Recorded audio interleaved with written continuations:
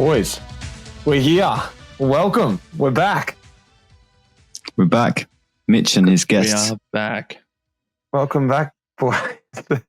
We need to just psych into it. It's just like, Yeah. Need some more energy, mate. We actually haven't spoken to each other much this month. I reckon this is for me, on my side, this is the least amount we've spoken in this month. It's just, we normally get a little bit of banter going back and forth, but it's just been crickets, hasn't it? The worst Grand Tour was on. Yeah. It killed the whole cycling vibe for me, to be honest with you, since I can't even face it anymore. Wait, give me a second here. We're not even at the show yet. You're supposed to be saving this for later in the show. This was your big segment, right? Wait a second, boys. This is the Race Communiqué. Welcome. Speaking with Tom Southam, Sports Director at EF Easy Post. Southam. Morning, fellas. And, of course, Luke Durbridge, Turbo, as he's better known in the wider world, pro at... By his wife. Little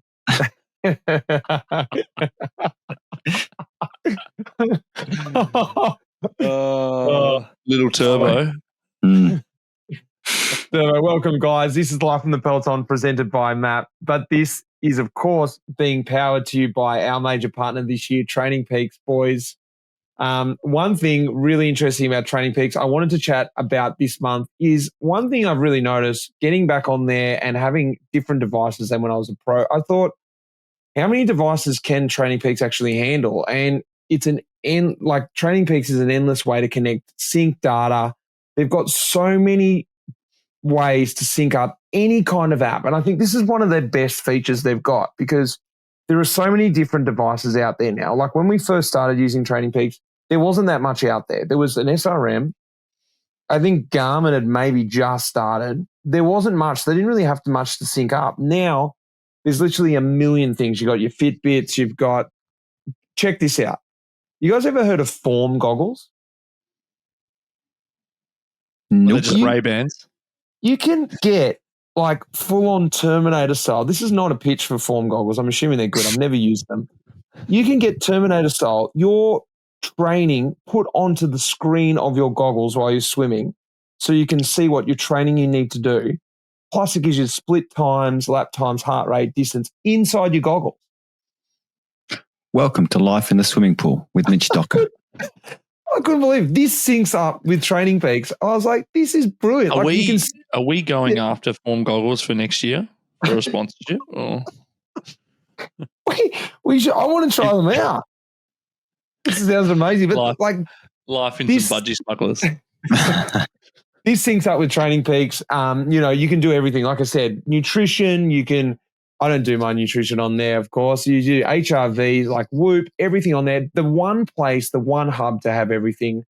Like we've spoken about before, it is your diary. That's what we like using about your training diary in terms of what you're going to do in training, plus your comments, plus Turbo likes to use it as his normal diary, what he's got going on in his life as well. I think it's a really good space that now it's a spot that you can have all these devices coming in because you guys especially, Turbo, how many things are you recording? I want to actually know because when I left the Peloton, there was a few. You had Whoop, you had your training, and your whereabouts was on there maybe. What else was on there? I can't remember. There's 3 or 4 on there, but what do you got on there now? Nutrition? Are you putting nutrition in there now? We haven't actually. We have an internal app in the team that tracks our nutrition. But that can sync. Yeah, well, that can sync. Yep, that's something that it's just like it's a better version at the moment, but it hasn't been fully finished up. But definitely you could sync that there. Obviously, Whoop to track your sleep. I don't actually track my sleep, but anyone who does can. I just got sick of the band telling me that I sleep like shit. Anyway, so I threw it out. Weight. So like you got Garmin scales, get up in the morning, stand on the scales, boom, it uploads your weight. Your golf game. This is not always that great, but I have a golf watch and play golf. And then when I log my score up on the rest days, a 7K walk to roll 18 holes. And it gives you a little TSS score as well. So on the rest day, Marco's thinking, my coach is thinking I'm having a rest day and I've got a 7K walk up there with 100 TSS on the golf course. Does it actually put your score in there? 120. 120 score. Yeah, I was about to say. For 9. Yeah, for 9. Yeah. So it to be honest, it's super convenient. Also to be a coach, also just like you can literally have, and also they've got this like perception of effort ranking as well. Give yourself a frowning face, a smiley face. It all tracks how you're feeling. Like on a really hard session, you felt good as well. Then that sort of links up to that. There's graphs for everything. Like the charts are endless. Like you can go in there and just see it all merged together, which is quite nice. So, it's a one-stop shop, you might say.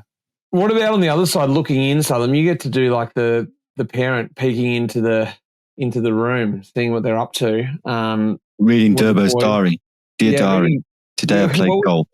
We got into my diary last time. That like, what about from the data side of things? Is it handy having it all in one spot? Obviously, it's much better to have it in one spot. Makes life much simpler, especially when you've got multiple athletes. Particularly in a coaching scenario, you can see it all in one place, and you're not losing bits and pieces all over the shop. So it makes a big difference. That I was just trying to think how we could do some sort of integration with your pub, Mitch. So you could have Bias go directly tracked into your Training Peaks diary. We'll speak to the Lansfield pub about that. No, that's not a bad idea. They could log it for you. Surely Whoop has a function, it tracks your swing. So if it just tracks that, Here we go. You could just measure keg emptying. Exactly. Well, you can just put a keg on a scale, a Garmin scale, and as it gets lighter, that uploads, and that's essentially uploading how much you've had out of the keg. Yeah. And then also it adds TSS to the next day's training session because it depends on how many kegs you had the night before. Then you're like, kegs, plural. Who's drinking 2 kegs though? I'm not saying you're the one who mentioned kegs. I love this bit. Whether you're an elite athlete or an elite drinker, as I apparently am, a cycling coach, or you're new to the sport, you can get the tools to reach your goals with Training Peaks, as we mentioned. They've created the most powerful training cycling software out there. And with a special code, trainingpeaks.com/LITP, we've forgotten to mention this the last 6 months. Sorry, guys, but you can get a further 20% off your Training Peaks premium subscription using trainingpeaks.com/LITP. Get across there, sign up, get on board while it lasts. We've got 2 episodes left. Hopefully we get them on board for next year. Maybe push that up to 30%. No promises there, but at least get the 20% wise here. Maybe I could just you could just publicly open up your Training Peaks, Mitch, for everyone on the Life of Peloton community. So that's I told you I paid for it already. Remember that in the first episode when I thought I was getting free full price? You should use the discount. Try the code. I'm waiting for the 12 months. Waiting for the 12 months then so I can tap in on the discount. Remember I was banging on about it. I was like, I'm getting free Training Peaks. And I was like, oh, what's this on my credit card? Damn it. So hold up a second. Yeah.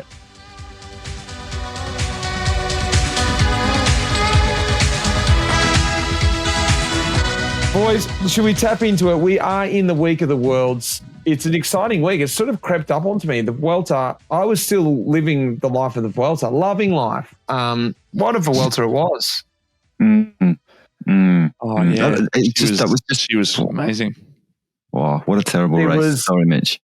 Yeah, it was. Look, I was in the box commentating for half of it, and I was messaging you, Tom, getting some insights. You were there for about the same time. And there was no insight. You were like, oh, what's happening? I'm like, nothing's happening, Mitch. Like nothing at all is happening. Weird because it was actually going against me, wasn't it? The racing was really negative. Yeah, I found like it was. I found it really odd being there because I feel like the intensity of this July just kind of wiped a lot of people out. And certainly, the racing, but like the racing was completely different at the Vuelta this year. The breaks went almost immediately. There was no real fight for them. There was a couple of days where it was a bit difficult, but certainly what we were seeing was like a very different race. Quite a lot of almost foregone conclusions as well, It's like, oh, well, this guy's in the break. He's going to win now. It's sort of done. And then, Vingegaard, I mean, he won well, but he didn't look phenomenal, sort of clung on. Well, a very defensive race. the one thing he did look was super relaxed, and I think he made a real conscious effort to try and reshape his opinion of him. He did his wave and kiss to the camera every day, obligatory, that he likes to do. And he made a conscious effort to try and, well, I don't know if this is true, but this is my opinion, that, hey, I'm fun too. I can be fun and win. Just trying to pull the Pog cape on. I don't know. Did it work for you guys? I mean, to be honest, I noticed that too, and I did. I was like, oh yeah, came across quite well. I thought in that race, quite human, quite quite all right actually. I mean, for me, I already like Jonas anyway. Like, we always chat in the Peloton. So for me, like, obviously the fans see what Jonas is like from the outside, bit of a killer, bit more internal, robotic. But I don't find him that way at all. But just because when you chat to someone, someone, it's easy enough. So I got a lot of time for Jonas. So I think he's just one of those guys takes a little bit longer to warm up to than Poggy. Poggy's so out there.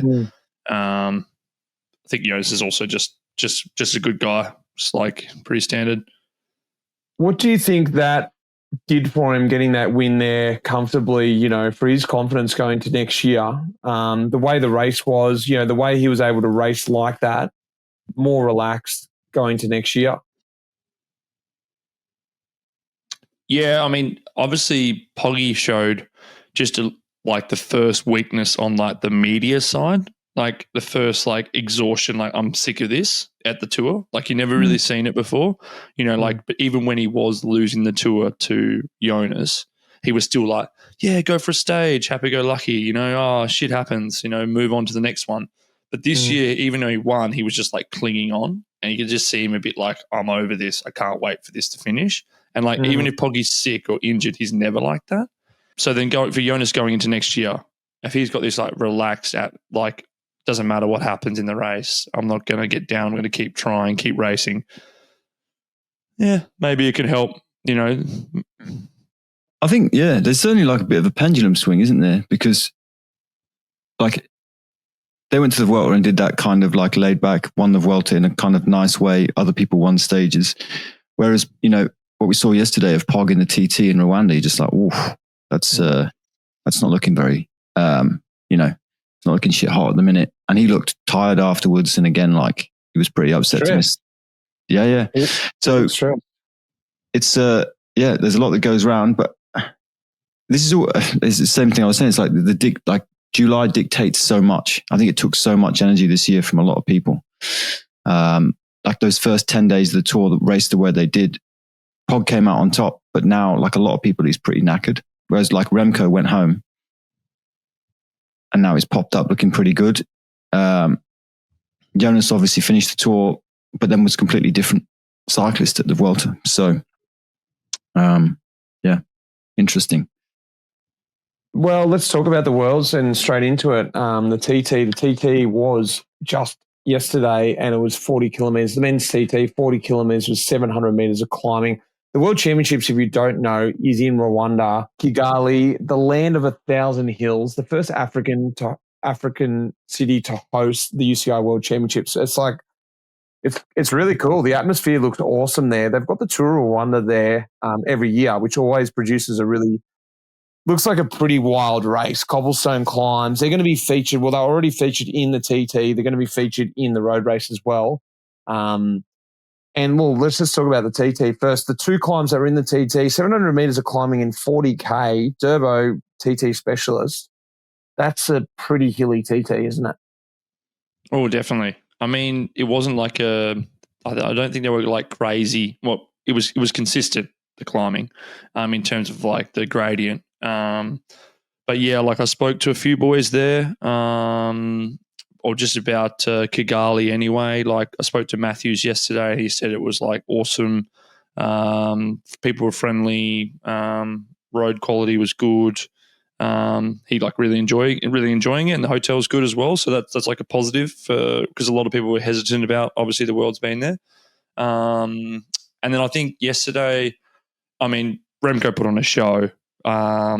Big shout out to Jay Vine, obviously coming off the Vuelta and doing that. Like, that was huge. I do think the altitude's got some effect. I spoke to Luke Platt after his ride, and he was like 6th or 7th, which is still a massive ride at World Championships, top 10, awesome. But he said, he was sort of 30, 40 watts off his off his ride that he wanted to do. So definitely being in altitude is definitely taking out of people, and it looks pretty hot. Like guys are coming after and emptying and water on his head, and I think it's gonna be quite demanding. Like, I think, if there's 1 year to sort of last year, we sort of foregone conclusion Poggy was going to win, Remco's going to win the TT. Obviously, that happened, but I mean, just seeing some random guys like Van Wilder was 3rd yesterday. Like, it's no offense to Van Wilder. Like, I haven't seen him pull a TT like that ever in this situation. Like, he's a decent TTS, but not 3rd at the World Championships. Like, we're talking proper boys are there. Surely that, like, all of that super fast part would have helped him. He's pretty small and aero and compact, and there's quite a lot of high speed, a lot of kilometers high speed. It would have made a big difference for that, especially that altitude as well with the air density. And I also think like Remco effect. Because if he's on Belgium, if he's on the team with Remco at the he's on the same team as well, and he's just seeing exactly what he's sort of similar build to Remco. So if he just sort of copying, like this skin suit's better, this helmet's better, this bar's better, and that's just literally being is Remco's transponder, for example. It was nice, actually. He was a leader. That was Recon Van Wilder. Yeah. He was a leader for ages, so he was essentially out there doing the recon for Remco, just setting it up, speeding it up. It's 1,400 meters, so it's high. It's definitely high there, and obviously that's making it super fast. But the watts are going to be lower. The women did 31 kilometers with 460 meters of climbing, so again a tough TT there as well. And look, as looking at the men's results, like, Del Toro was in at 5th. He is a guy where we're speaking about when it comes to the road race as well. Like, Del Toro is not really known for his time trialing, and this course especially was good for him. And he's shown that form coming in here. I think he won just coming in here. What did he win? He won 4 out of 5 races. Yeah, he won Burgos before the Vuelta. Then he did 4 Italian races. So and to finish 5th in a TT, like I said, he's not a pure TTS. To beat Plappy, say, shows the course, but also shows his form, doesn't it? I mean, it is, like, I would say, like, I went out to Kigali for the Tour Rwanda 2012. It is super, super hilly there. Like, everything, even the roads that we saw on the TT, they're quite wide. They don't look particularly hard, but like, just because they just go straight over the hills, and like there's hills everywhere. It looked really difficult. It looked like a hard course, just because, especially, seeing the guys coming at the end, they were finished, and it took them so long to just like cover that last climb. So I think it's just coming down to legs, isn't it? Form, condition. I don't think we're going to see any 100K solo breaks on Sunday, I would say.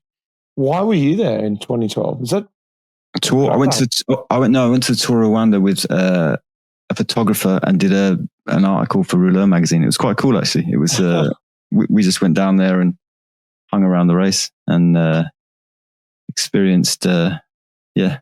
It was really cool. It was interesting race, super hard. Back then, the roads were improving because China has invested quite a lot of money into Rwanda. They've put tons of money into infrastructure and stuff. So it was just starting to come through. So I imagine by now that's all sort of filled in. Like there were roads that were going to nowhere, effectively. Like the roads were already built, but nothing else existed there. So that was all with a view to this all happening.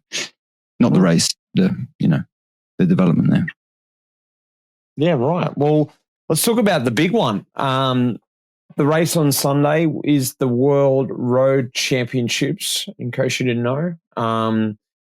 It is an extra tough course. Let's talk about the men's course.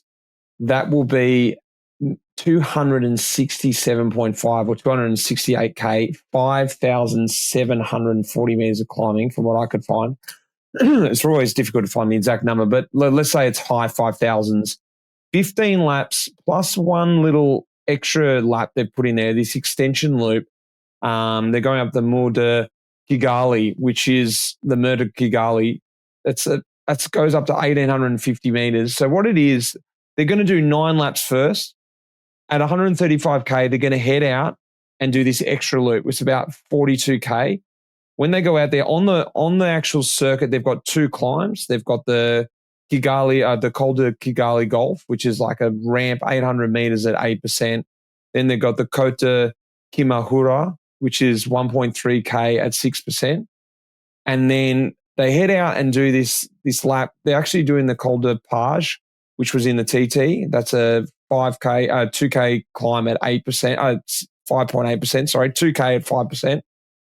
And then when they're out there, they're going to hit this longer climb, the Mont Kigali, which is 6K at 7%. They descend off that and they hit this wall. And this is the cobble climb that, I don't know if you would have seen it, Tom, in the Tour of Rwanda out there, but this looks epic. It's 400 meters at 14%. Like it sounds hard, but when you see it, I've seen a couple of replays of this. I went back and had a look at it. It looks like an epic cobble climb. And there's a couple of cobble climbs. There's a cobble climb on the circuit as well. We saw them finish the TT up it. This is at 104K to go. So then they head back. They've got 6 laps to go. You got to remember, last year, Hog took off at 102K to go. So it'd be interesting to know, because the climb before this, the Mont Kigali, that 6K sort of sets it up for an attack. They bring it up. They get some heat on that. They drop down. They hit the wall. I don't know. Is it too far heading out of here? I know we're doing predictions and stuff now, but it's interesting. What do you think about the extra loop? What do you think about the course, guys? Just looking at it now. I mean, to me, it looks like a good world's course. Consistently hard. Like the climbs come pretty quickly after one another. I think just looking at the race yesterday, I think 100Ks would be far on this course, honestly. From what I've seen, I think it goes in the direction. It's 5,200 meters on Bellevue. So 269, 5,200. So direction, obviously climber. That's more than Liège, isn't it? So that's significantly hard. The thing that I like the riders that are going here that I like, to move on to some of the favourites. Pogacar, it's a question mark. Finally, first time I've ever had to say something like that. This, before the TT, out and out favourite, but the TT, it was worrying. If there was ever going to be a TT that would sort of suit him, it would have been that course, a hillier TT rather than a flat one, and to be not only beaten but caught by Remco. Finishing back in 4th. So he was a fair way down too, 2 minutes back. So it's a fair chunk. Del Toro looks amazing with the form that he's got coming in here. I mentioned that before. Pidcock's form looked amazing at Vuelta, promising. He'll be good. He fought himself to go on for the GC. You could see he wanted to go for stages, but he stayed true to what he wanted to achieve there. And like Ayuso coming out of the Vuelta, he's maybe a roughie. Jay Vine's looking really good. And one of the guys, your man, Southam. I was going to say, boys, have forgotten 2 of my men. Ben Healy. And Richie is going good too. Oh, Richie. Carapaz, yeah, true. At altitude. I thought you were going to say Bettiol. But even Bettiol's half the size he was at Tour Down Under. Yeah, he's actually going pretty good. He was in Canada. He finished third. He finished third in Montreal. Oh, no, in Quebec. No, in Quebec. I would just think, like, it could be just like, well, from what I've seen for the races, like Montreal is always like quite a good one if the world's as hard of like how the world's potentially could go. And like it just literally got disintegrated with like 100K to go, and then there was only like 20 guys left in the bike race. And with this, you know, doesn't matter if it's so far from the finish. I don't reckon I've ever been to a bike race. If there's a really hard, crucial moment, everyone's like, oh, don't worry about it. It doesn't mean anything. Even if it's at the start or if it's in the middle of the race, like it's still crucial and it would still explode. And then after that, we'll deal with what happens. So remember Wollongong? Yeah. How early was that climb? Man, I was like, literally, we should have just ridden up Wollongong and it should have been nothing. Instead, next minute, 30 guys are away and everyone's panic stations and got to pull. I mean, it eventually did come back and whatever, but it was like, I don't know how far to go, 170K to go. Yeah, it was after. What about when they came into the city? Oh, where was it now? And Denmark just absolutely ripped it up when Van der Poel won. Oh, Glasgow. Yeah. That was still, it was 160K. No, that was 100K to go, maybe 120K to go. It was ridiculous, and that was it. It was done. Yeah, it was it. Like, Glasgow. Yeah. I think like you said, Durbo, like it's gonna explode the race there for sure. Like you'll have an explosion, and no one will have teammates. So this is what's interesting. You have an explosion in a World Tour race. You've got multiple UAE guys. You know, Del Toro's on Poggy's team, or Sivakov, or McNulty, but they're all now not on each other's team. So to be honest, it's going to be very, very difficult if Poggy should go there. And if he doesn't have the form, at least take 5 guys and everyone's from his trade team with him. Yeah, 5 guys from his trade team. Yeah, exactly. Well, talking about teams, like we haven't really spoken about him, but Remco Evenepoel, like he's a winner of Liège. Their team's super strong. Campenard's was awesome at the Vuelta. He's won the world before. Yeah, he's won the world. I mean, I'd have him down as an obvious favourite after the TT. Like, I mean, if he gets in front, you saw him in Wollongong, he got 2 meters, and then that was the end. 2-time winner of Liège. He can obviously race over 250, which is crucial to winning this. So, yeah. So, I mean, ways like Poggy would like to get him to a point where it's battle on the steep bits. Like if he can actually detach Remco, and Remco doesn't. If Remco gets a head start, they're not going to catch him. But if Poggy can like get him to a point of like, you know, this steep cobble climb or back into the circuit on a steep section, and when Poggy accelerates, Remco can't follow that. But is Alaphilippe back? Not to win the Worlds, but he's definitely back. But 5,000 meters, it's got to be like a GC climber. Now, I think it's too much even for Ben Healy. Like I'm thinking, you know, Carapaz, Pogacar, Remco, guys that have won Grandies. I actually think Richie's a good shout. Richie's a real good shout. Carapaz. I think Carapaz more than Healy, maybe. Yeah, I mean, the difference between them, Carapaz probably has that edge over all of that climbing over the whole day. But then the way, you know, those guys were going, Ben was going pretty good the last day at Luxembourg there, obviously. So, we'll see. McNulty for me is my other favourite. The way he was going in Canada, the way he was going in Luxembourg. Because don't forget, like between Canada and Luxembourg, you've travelled. So he's obviously got good condition if he's gone through that travel, that jet lag, and he's basically winning immediately a week later. So, who are they going to ride for in Australia? Why didn't he do the TT? Did McNulty do the TT? No. He was in Luxembourg, finished. Oh, true. They needed to get another win for UAE. That's the thing. If I had the chance, Luxembourg or Worlds, no-brainer. I guess you would have looked at it like I'm probably more of a chance of winning the road race than I am winning the TT against Remco, but still, you'd probably like to stand on the podium potentially, but anyway. Do you know how close the Orval brewery is from there? It's right around the corner. Luxembourg. Yeah. There you go. Lastly, who is Australia going to ride for, Durbo? You got us the inside knowledge. You're speaking to Matthews the other day. This is a while ago, but I'm not sure. I haven't really checked in, but I presume it was for Jai. Jai's obviously coming out of the Vuelta with good form. Jai and Jay Vine. Matthews was a sort of a last-minute call-up. Not last minute, but probably a month out or something. They sort of mentioned to him, he sort of, I think it's too hard for Bling, and I think Bling potentially knows that. But I think what we'll do is we'll be kind of like we did last year. The boys rode quite well.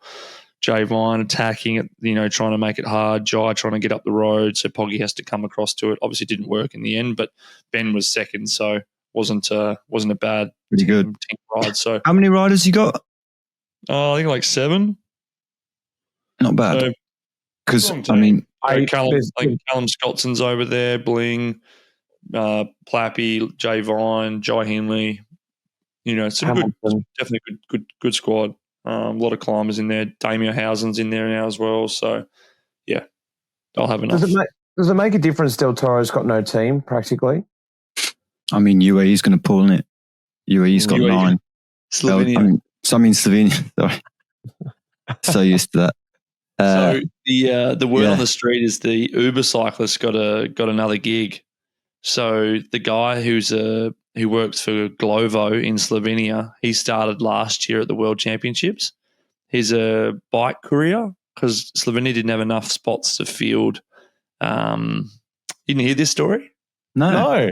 Oh, so Slovenia didn't have enough spots last year. Well, enough world tours or good cyclists to fill the spot, and they knew this guy was strong in the local scene. And for a side gig, delivering packages. He does delivering packages. He's a food courier. Anyway, so he came to the Worlds and he rode the first 120K with Luka Mezgec. And Mezgec's he's pretty strong. So he just went on the front and he just rode. That was it. Just went to the front and started riding.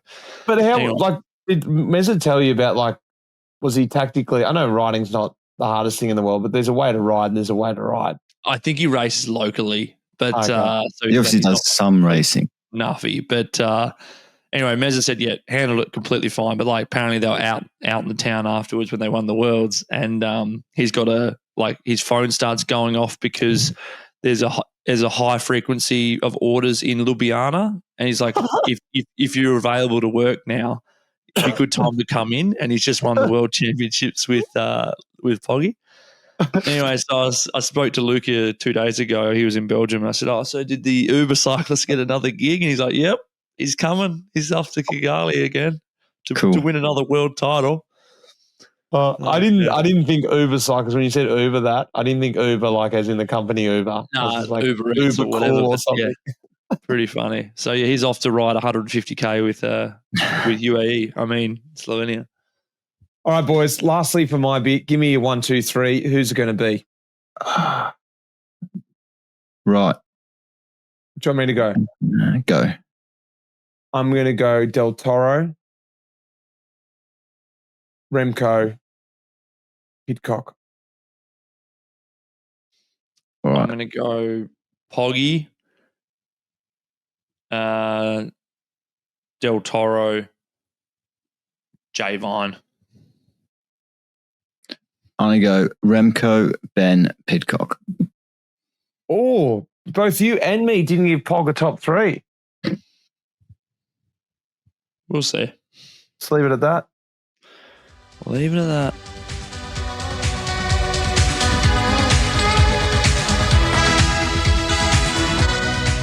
Hi guys, it's Luke Durbridge here, and I'm about to do Pelo Chat. You've already introduced yourself. We're halfway through the pod. Oh, okay, shit. I haven't twigged by now. Anyway, now jokes aside, I thought it would be interesting to, well, I don't know if it would be interesting, but, I'm always trying to educate your local cycling fan about what actually happens inside the Peloton. That's why it's called Pelo Chat. Now, not many other sports are like this one, as we love and know it. But we get to the end of the season and you're pretty much finishing out the year, you might say. Limping or striving or whatever. There's two versions. So at the start of the year, you get your program.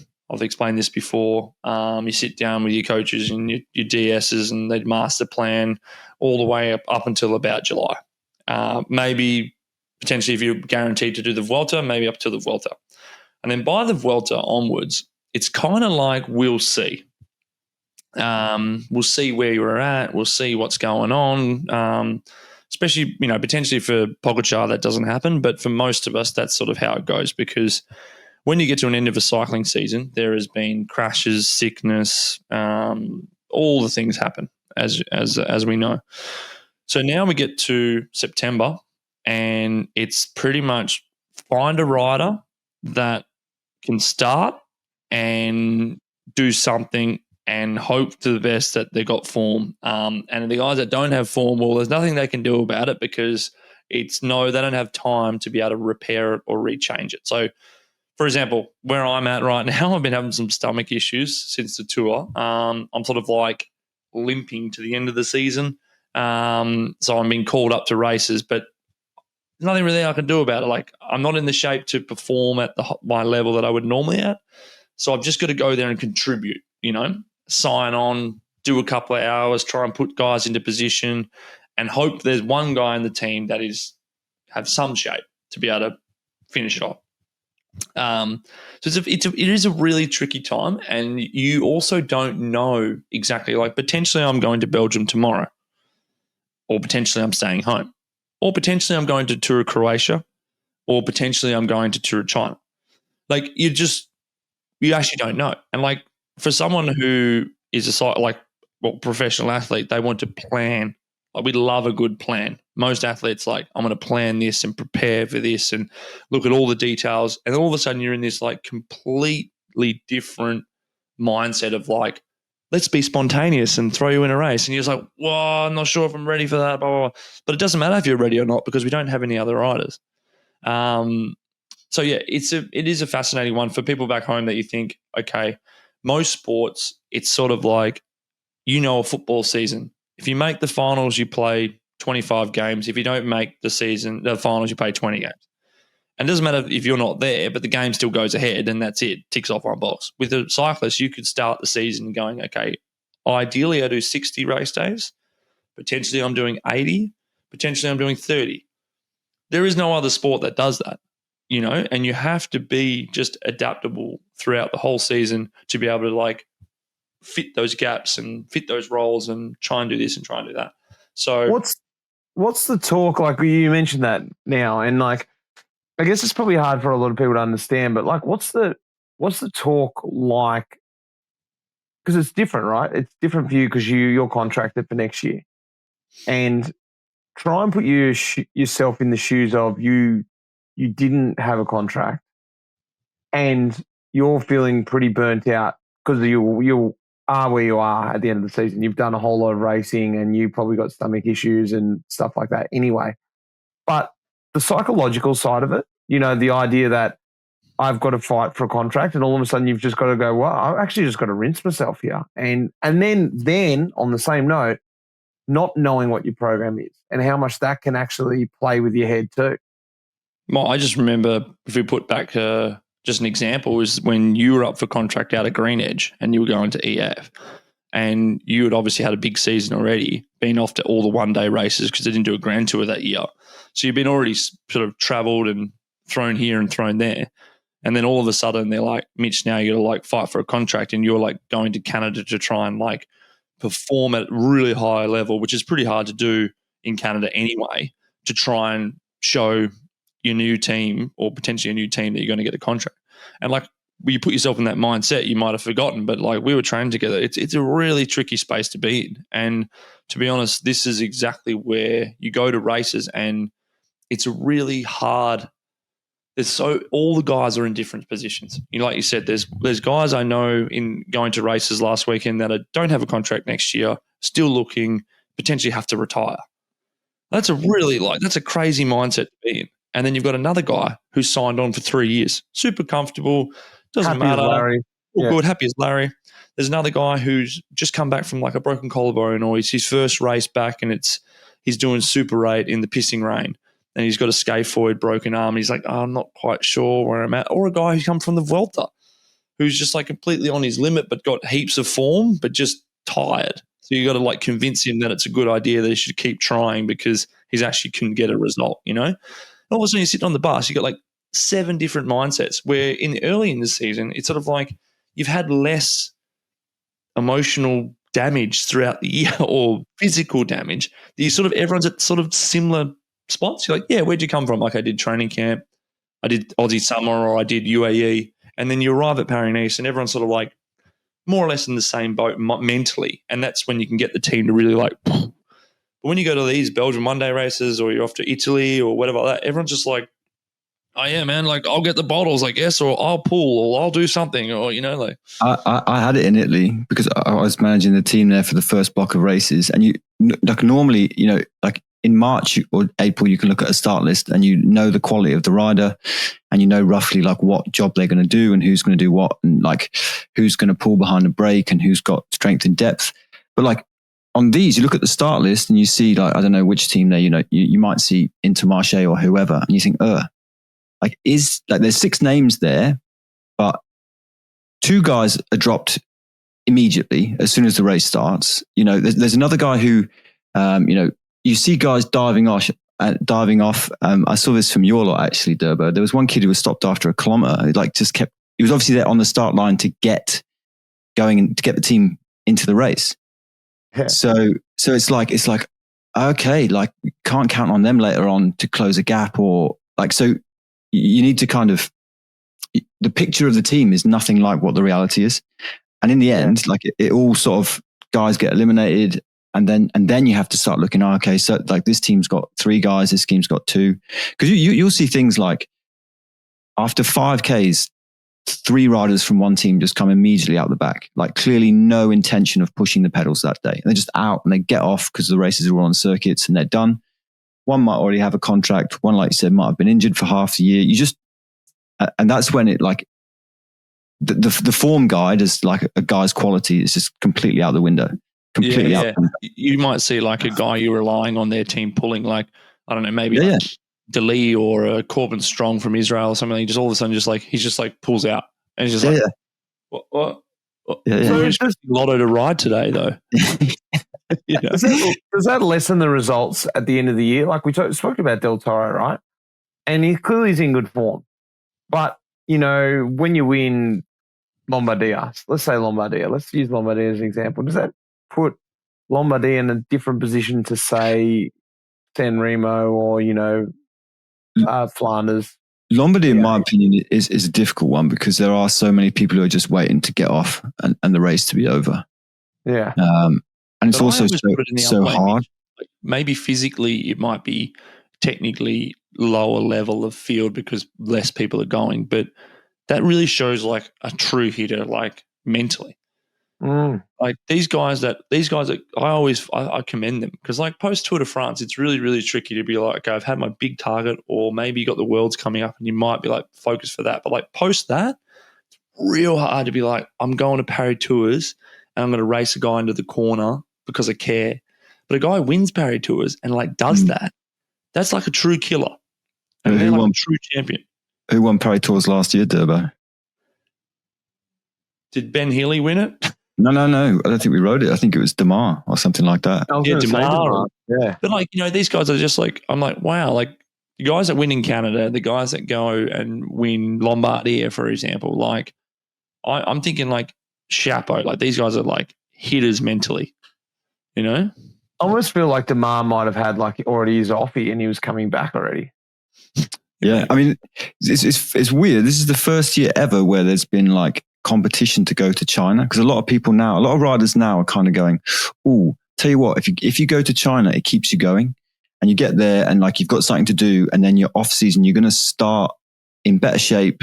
You're going to have less of like a gap potentially. So all of a sudden, like there's basically Tour de France selection, and then there's Giro selection, and there's Tour of China selection. It's like the most contested. Everyone's coming up going, oh, I tell you what, is there any space in China? And you're like, what are we talking about?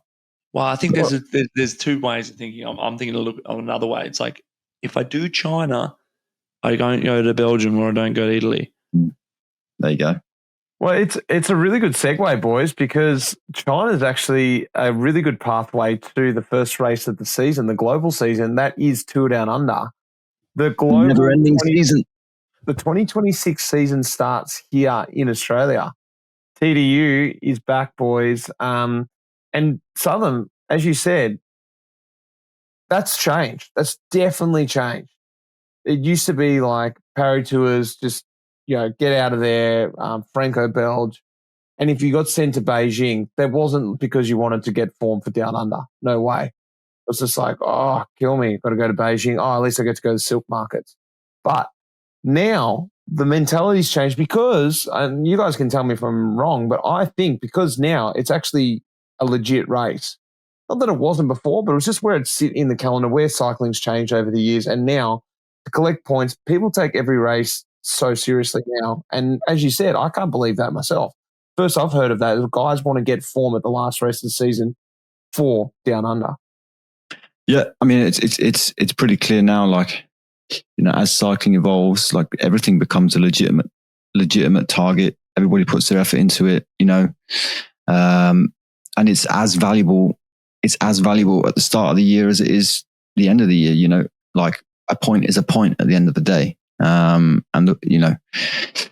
so people are going all out. I think, Jayco used to do, or Green Edge back then, were the first guys I think who actually started getting people properly ready for TDU with Gero and Daryl, and you guys were. But now I'd say everybody's like that. Like we have start focusing much, much earlier who we're going to send there, who's going to race there, and it's getting, more and more competitive. Do you think that's changed because of the release of the course? It's like arguably the most, exciting course, the prologue. How much do you think that is going to affect the types of riders that come out? Well, you've got first-hand experience being there, thinking about the riders who are going to go out. The course being that much harder now, in terms of racing side of things, from team's perspective, what do you think is the chat? I can't imagine all you team directors are meeting up together to talk about TDU, but what do you think is the chat inside teams with this new course now and how aggressive it is going to be? I would say it's definitely favoured towards people who are kind of predisposed to being fit at that time of year. So Australians, South Americans, Kiwis, people who are used to getting going early.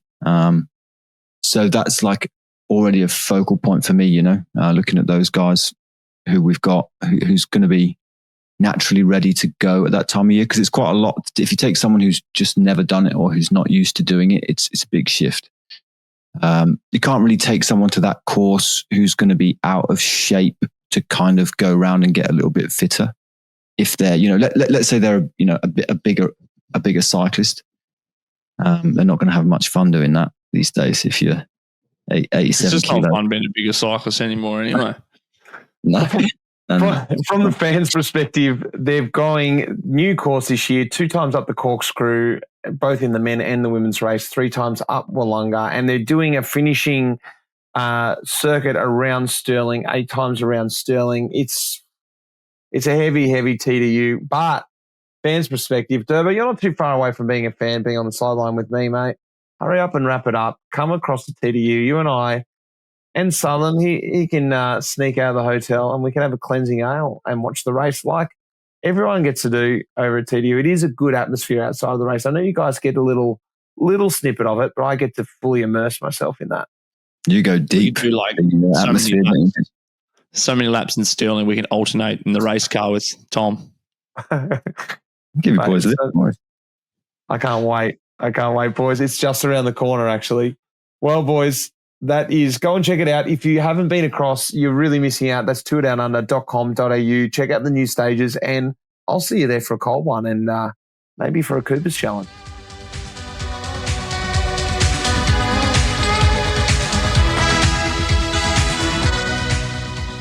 All right, boys, talking tactics.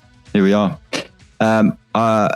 Now, I want to talk about UAE some more after I've announced them for the World Road Race Champs earlier. UAE just broke the world record for wins for the season without tactics, seemingly, which just makes it even more remarkable. Just paper, just a bit of paper. No, I don't know what you boys think, but I find it fascinating that they've managed to win in the way they've won. But also, like, not just so they don't have like a top draw sprinter. They haven't just won. Like if you think Colombia, who held the record before, won with Cav and Greipel, and it was had a pretty straightforward way of winning, right? Which is you chase the break down, you do a lead out, you win the sprint. Then they won other races, they won TTs or whatever. But UAE have won basically a lot of one-day races, which are much more difficult to win than stages of a stage race. They've won the Tour de France. But on top of that, they've lost the Giro on the penultimate day through, a pretty bizarre set of circumstances. Great riding, obviously, and, not taking anything away from Visma, who did win it. But UAE had that in their grasps. They also, in my opinion, threw away a chance to win the Vuelta by winning stages, which is kind of like... Do you think they could have won it? I think they could have had a chance to win it. But they said they wanted to get the record, right? So they're like, no, we're after the record. Did they come out and say that?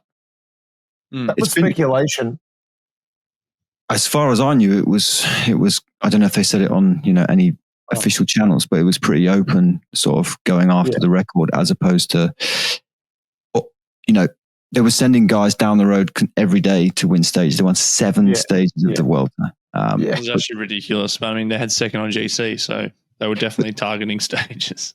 I mean, in like the whole of like conventional cycling wisdom is not to do that. But they did it anyway.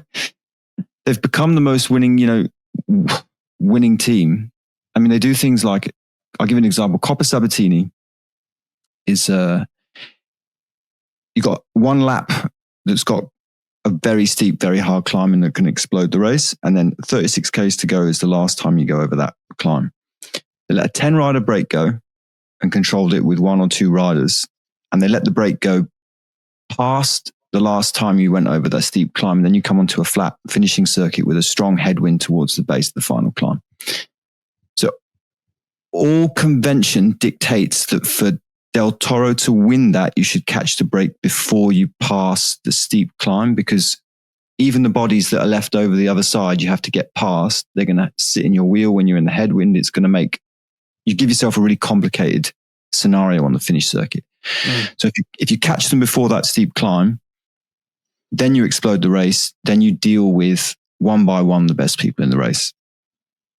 It didn't catch them. They left 10 riders in front, and we caught them, with 2.5 laps to go, and Del Toro had to deal either on his own or with one other teammate. I think there was like 25 riders in front, which on a flat circuit is quite hard to there's contain. No climb at the end.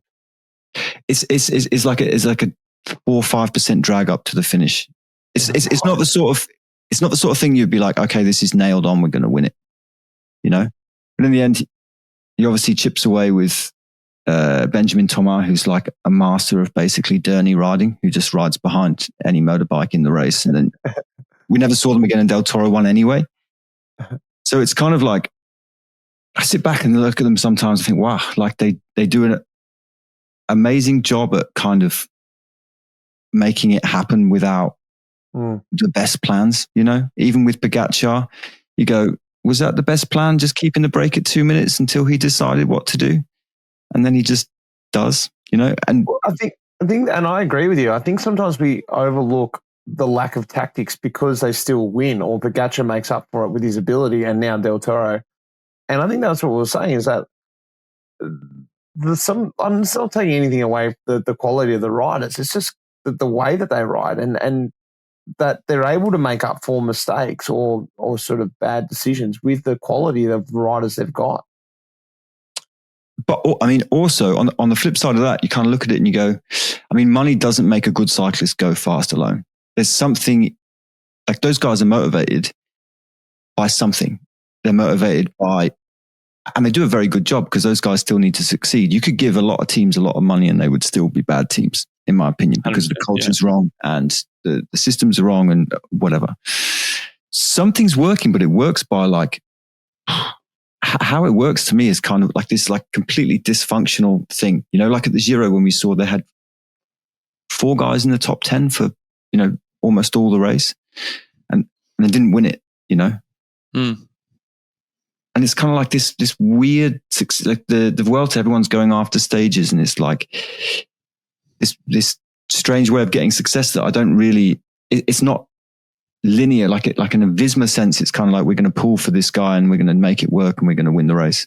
So coming out of the Vuelta then, and it is very, very prestigious to win. Let's not turn that away. What is better?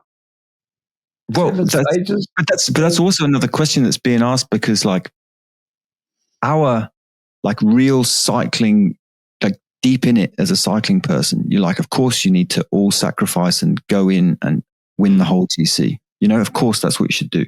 But actually, like you're saying, as a fan, as a spectator, or from the outside, or in this like a world of social media that we're in, it's like 7 stage wins. You've kind of already broke a record anyway. You've already got enough from the race after 15 days, you know? Well, it's like we go to the Tour de France and you have win one stage, Tom, and you're like, oh man, if you're not going for GC, you're like, fuck, sweet, we got a stage. It's pretty hard to get one. But you don't think, like, if you're going to run second in the Tour de France, if you don't get a Tour de France stage, you're sort of like, you're doing all these checks and balances. Like, okay, second is okay. That's good. But like, we want to win at least one stage and second, and that's like a really job done. Like Visma, for example, Jonas, and Yates, he won one stage. It's kind of like, or they won 2 stages actually in the end. But I mean, you know what I mean? Like, it's just like, okay, perfect, job done. So where is the balance then? Where is one stage and what position on GC that still makes it okay? Oh, I know, it's a magic. Like I think one stage and like anywhere below 5th, it's sort of like. I don't even think 4th or 5th really. Like in this time, it's like that's just for cycling people. I think it's to me, it's just this podium or stage. Like, because those are the things you can really shout about, or you know, final, let's say teams class, which is a weird one, but like it's actually super valuable because everybody stands on the podium and, you know, at the end of the race, white best young riders jersey, something like that, something that lasts, you know. Okay, no, I was just going to say back to the just one on the UAE, like how do they get it right? Like you can throw money at it. I was having this thought the other day. It's just like they've actually bought a whole lot of individuals and they pay them a lot and they pay them on like points and motivated on points. I know Jay Vine, for example, gets paid on like a bonus schedule for points. I'm sure McNulty does as well. Not sure about Poggy. But they've bought these guys that are like, if you want a seat at the table, then you have to like get your own results. Like they all want their own results because they're seeing like, for example, they all come in at Sivakov, Jay Vine, McNulty, Tim Wellens. Like if you've got this one alpha male of like fucking Pogačar, everyone realizes that he's the best. Like he's hands down the best in that team. So they're like, there's no fighting for the best. You know who the best is.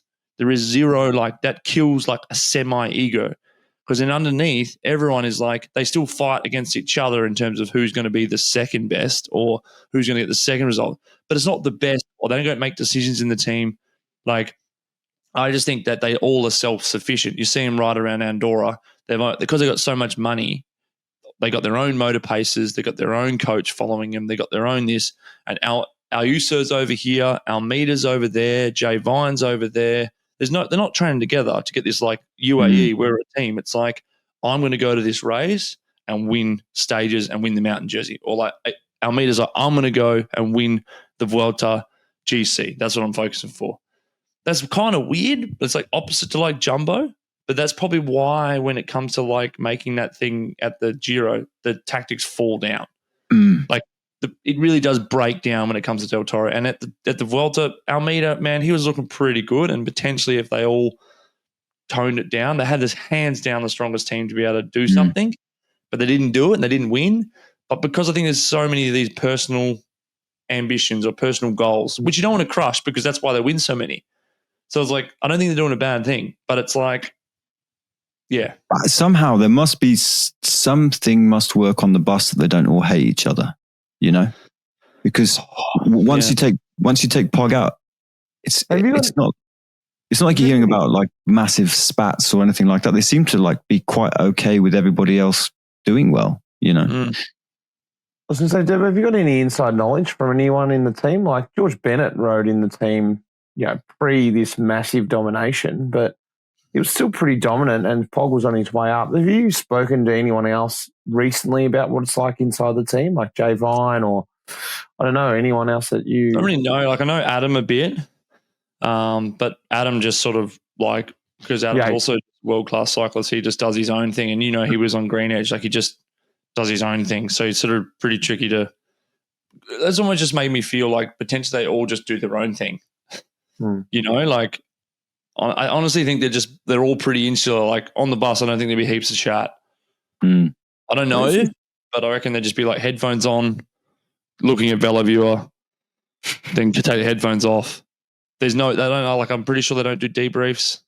They don't do like maybe the race meeting, but they definitely don't do a debrief. It's like just go out there and race, and then if they win, they win. If they don't, oh well, we always win, so we get pissed off about that we didn't win. I don't know. I actually don't know too much, so maybe I'll have to snake my way in there. Who's the weakest? Yes, time for them. Time for them 27, 28, and then we can. Chance I would get a contract on that team, man. Oh my god, the worst rider, probably like Olympic gold medalist in the Madison. Milano, maybe. Yeah. No, come on. Like I used to do this thing where I'd go through teams and like you basically look at like how many bad riders they've got, and then you can tell the strength of the team. So it's like, okay, where's the cutoff? Like it's here. I was just looking at their list. I can't really see any weak riders. Let me have a little look. Let's have a little look. Yeah, I was looking there. Like maybe this, I don't know, this Jan Kristen. Oh, he's so strong. Come on, Mitch. Yeah. Mate, are you joking? Is that actually a joke? Mate, he's so good. He's an absolute freak. What about Pablo Torres? He's also like a freak. He's like the new best thing.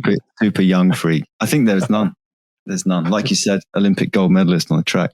Oliveira or Milano. Sorry, boys. You're the shittest riders in UAE. Well, like, I mean, with all respect, when I say the shittest on that team, not shit riders. Yeah. Just clarify. Yeah. Okay. Southam. Yeah, that was it. Segment. Cobbling it together. No, that was. I just wanted to bring up like their season and what they've done, and just say, from my side, it's remarkable to have done all that. The way they've done it, it's like just falling together time and time again. And good luck to them.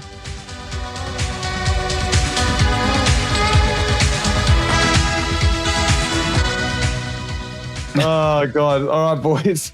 I think it's a world's flavored quiz. I'm thinking, and I will talk offline, but I'm going to throw it out here online.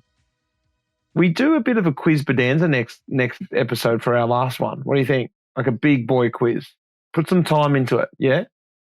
A 2-hour quiz. Yeah. Only a quiz segment. Like a big, everyone gets a segment each. Of quiz? Right? Of quiz. All right. All right, let's do this one though. CommuniQuiz World's Edition 2025. I think there was a World's Edition last year. I was trying to find it so I didn't double up questions.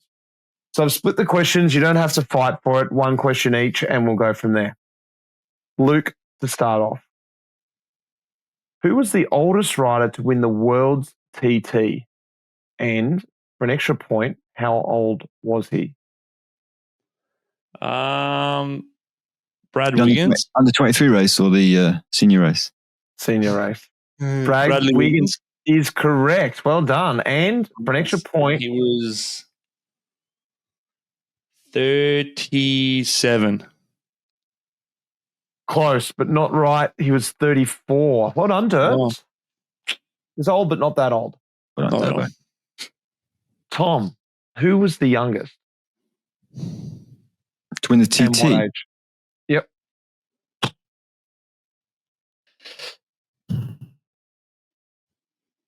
Remco, 20. Remco is correct. 20 is not correct. Come on, it's such an easy question. I've got zero interest in the world's TT, Turbo. I'm curious. He was 23. Turbo, what year? Well, if you love your TT so much, this one should be right up your alley. What year was the men's TT introduced to the World Championships? A. I know this. 1973. B. 1988. Or C. 1994. Men's TT individual.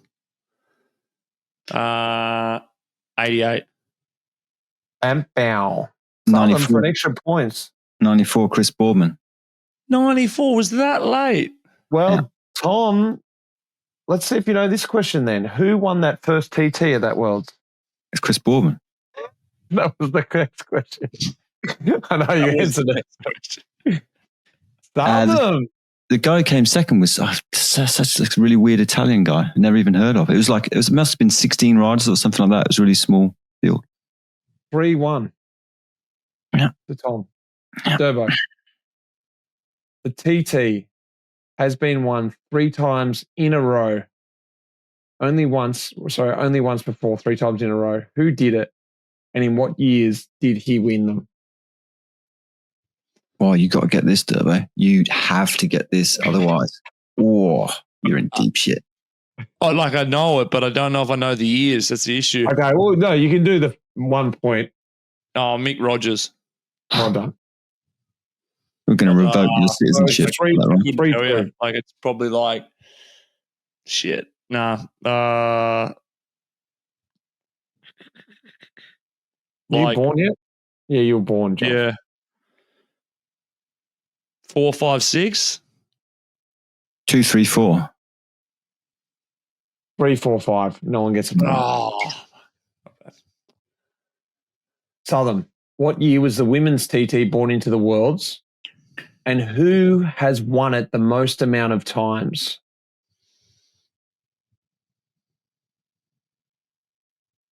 Do I get any ABC or? You don't get an ABC. I tried to make it hard. I knew you were good at this quiz. I've got to pluck a year out of all the years, whereas Durbo had 3 very specific. Well, you were very good on it, so I thought you would have known this. And I'll give you a clue. Equality. Quality. Equality. I'm going to go with 94. Same 94 year. is correct. Who's won the women's TT on the end of that question? Who's won it actually and the most amount of times? She didn't win the first one, but she has won it 4 times. Voss, I don't know. 4 times. Can't have been Longo. She was retired by then, wasn't she? Was it Longo? Jenny Longo? Longo, well done. Yeah. Southam. Controversial, I was reading on the Wikipedia today. Husband. She won. She won a lot. She won everything forever. Mm. So it is 4-2.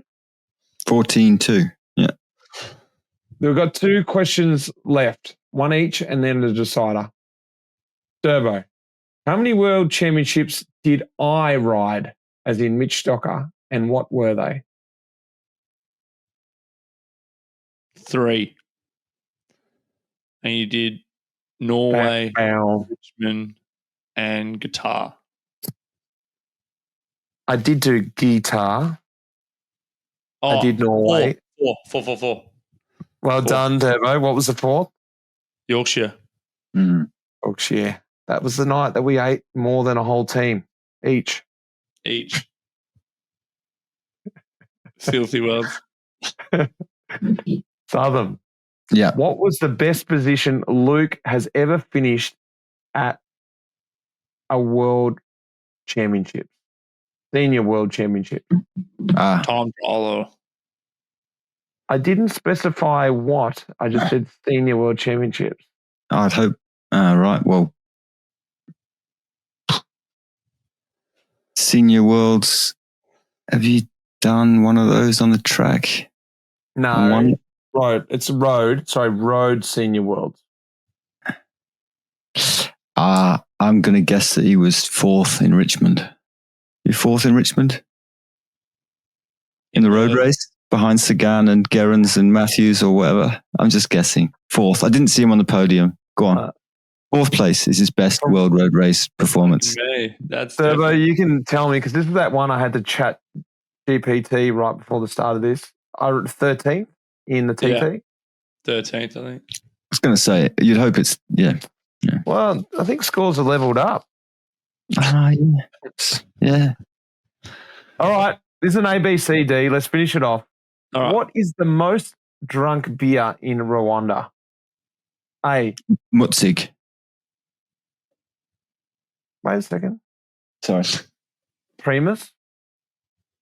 B. Stella. C. Kronenberg. Or D. Beck's. It's not Mutzig. That was on there. I drank loads and loads and loads of Mutzig. So me and Benny, when you were there, we managed to not go to bed, I think, on the last night. And we ended up having this Rwandan stew with a guy who worked on the radio in a big tent about 7 o'clock in the morning. And I drank a lot of Mutzig. So when you were there, I did look back then. In 2012, Mutzig was the most drunk beer. And then it's dipped back down. Primus. Southam's going with Primus. Turbo? Stella. I don't know. No idea. No, it's Primus. It's the only beer that is brewed in Rwanda, and those other beers I just had to quickly make up before the quiz, which are no longer. Southam just scrapes in front to win 6-3. Well done. I tried to trip him up, but he's a hard man to beat in the quiz. Boys, once again, this has been awesome. Big thanks to our partners, MAP, and of course, Training Peaks. And get yourself out to TDU. You might be able to have a cleansing ale with Southam, Durbo, and I. Looking forward to it already. Boys, thank you. See you, fellas. Thanks, guys. See ya. That iconic music in this episode was composed by none other than the legend, Pete Shelley. Cheers, mate.